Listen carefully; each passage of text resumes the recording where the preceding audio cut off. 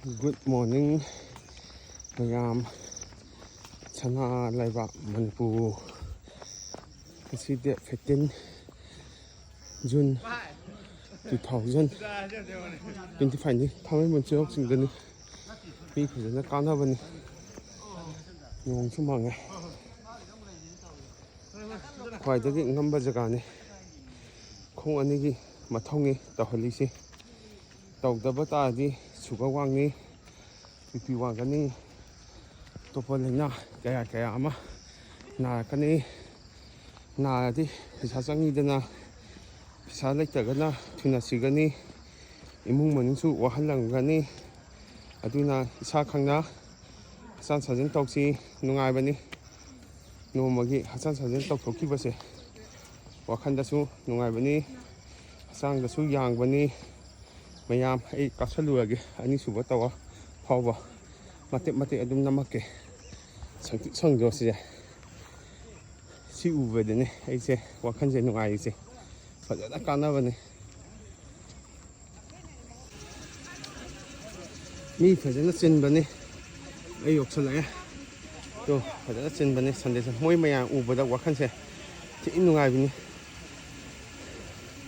hasan sajin tawa pase Sunday oibagisu yang chinbani nongsu mange ai kasaluage tawang ahamba tawang makadagi chelapani nongsu fajana mange view se fajado kasu kana emi fajana kana bani ani suba tawa yoksule humang se ta bani si humang si sana honaga sana thohangadabani mayam nong sumang fadana tu yok select to ani suba tawa matondagi uhalake view sing do amu yo ha kaya amani sana ise moi ubuda wakhande kaya da nungai no hena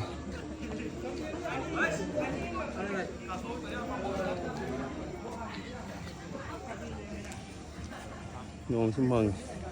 ai kasaluage hasan chinbani tawase ani suba tawase yoksale mumbe mitan sana uduni nong sumang